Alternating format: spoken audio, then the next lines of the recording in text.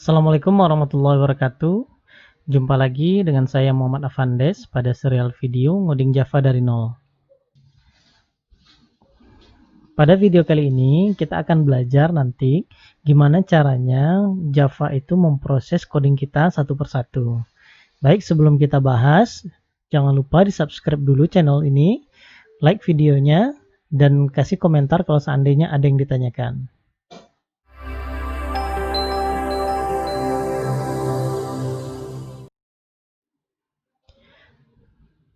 Baik, langsung saja kita ganti settingan dulu.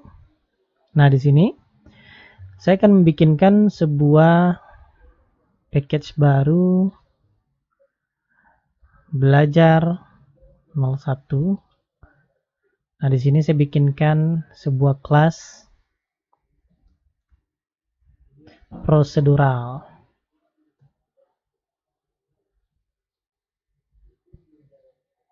Nah, di sini saya sudah punya kelas. Nah, seperti biasa, saya bikinkan PSVM. Saya membikinkan sebuah shout hi, terus shout Budi. Nah, kalau coding ini dijalankan, output yang keluar sudah pasti baris pertama adalah hi, baris kedua adalah Budi. Nah, ini membuktikan bahwa Java sebenarnya memproses coding kita itu berurut dari atas ke bawah. Nah, apapun nanti yang kita tulis harusnya juga terurut dari atas ke bawah. Misalnya, saya bikinkan sebuah variabel nama yaitu Budi. Nah, berikutnya saya tambahkan hi, kasih spasi, nama. Saya outputkan, maka outputnya adalah hi, nama, isi nama itu adalah Budi. Nah, hi Budi. Nah, coding ini akan berjalan dengan normal karena memang nama ini sebelumnya sudah ditentukan. Tapi lain ceritanya kalau seandainya Budi itu diletakkan di bawah. Jadi kita print dulu hi, nama, di bawahnya string nama sama dengan Budi. Nah, ini sudah pasti program Java kita tidak akan berjalan. Kenapa? Karena nama ini sudah dipakai lebih dulu, baru di bawahnya dibikinkan deklarasi. Nah, ini membuktikan bahwa Java itu memproses segala hal di coding kita itu berurut dari atas ke bawah. Nah, dengan begitu, pastikan ketika kita ngoding nanti, semua yang kita coding itu berurut dari atas ke bawah. Nah, berikutnya saya akan bikinkan contoh. String text sama dengan hi,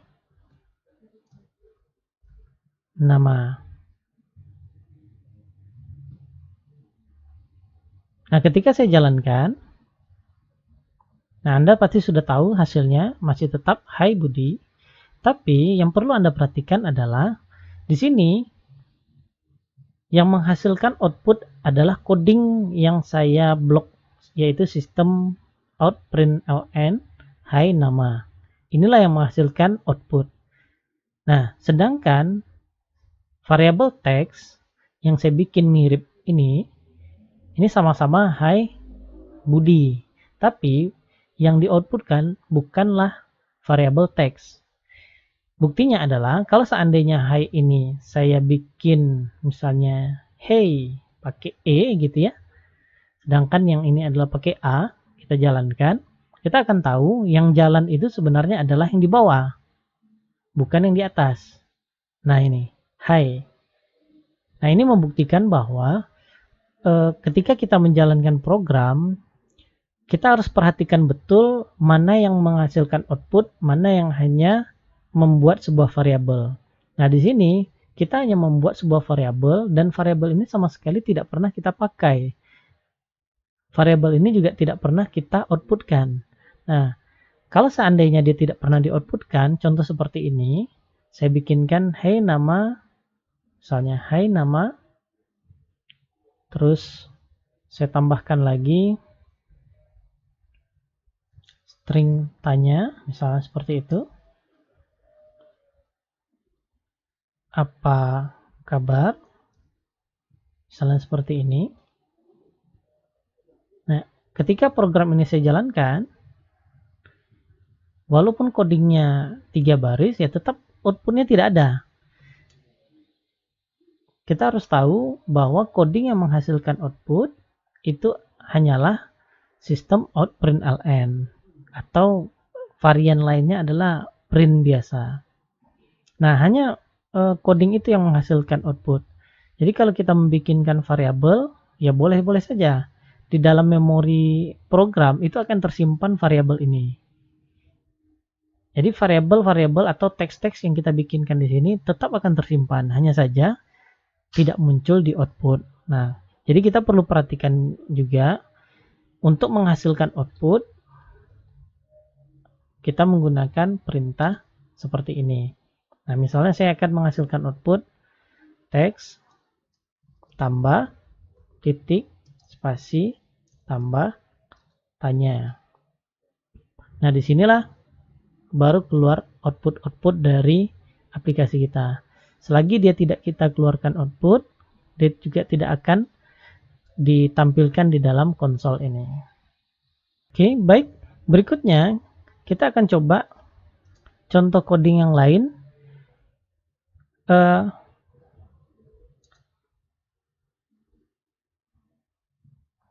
Saya outputkan hi plus nama. Ini keluar hi Budi. Ya, seperti biasa ya.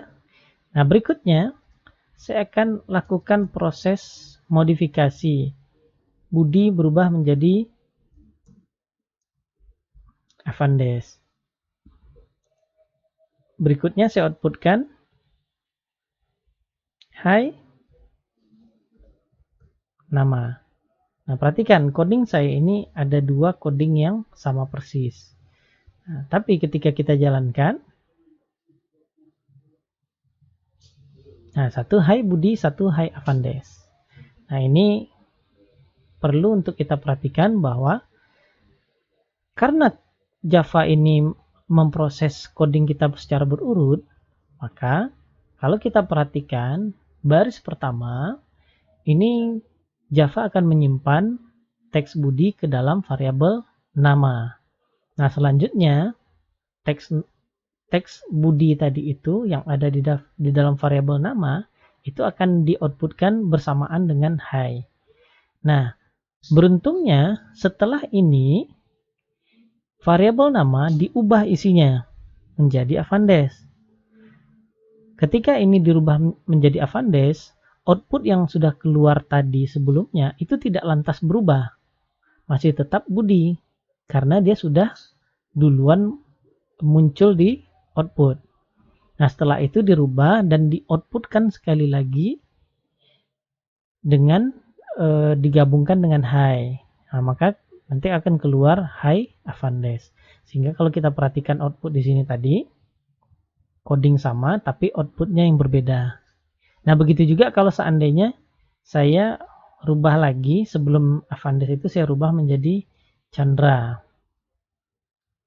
Nah, ini kalau saya jalankan, outputnya masih sama. Coba perhatikan. Nah, outputnya masih hi Budi, hi Avandes. Nah, sedangkan Chandra ini tidak akan keluar outputnya. Kenapa? Kalau kita bahas lagi, string nama akan menyimpan teks Budi, diprintkan. Nah, selesai diprintkan, nama dirubah menjadi Chandra. Memang di dalam memori akan dirubah isi dari variabel nama itu menjadi Chandra. Tapi setelah dirubah sekali lagi menjadi Avandes. Nah, setelah dirubah sekali lagi menjadi Avandes, saat ini isi nama itu sudah Avandes, maka barulah di-print. Di-print menggunakan println digabung dengan hi. Nah, jadilah dia outputnya Hai Avandes, tidak Hai Chandra. Kecuali memang kita hapus atau kita pindahkan Avandes itu ke atas. Maka yang Avandes itu tidak akan muncul, yang muncul adalah Chandra. Nah, ini membuktikan bahwa coding Java akan diproses secara berurut-urut. Nah, Anda harus perhatikan betul-betul, jangan sampai kita menghasilkan output yang salah gara-gara tidak berurut coding kita dari atas ke bawah. Nah, baik, cukup sekian dulu pembahasan kita tentang urutan coding di Java. Kita akan lanjutkan lagi pembahasan kita pada video berikutnya. Terima kasih dan sampai jumpa.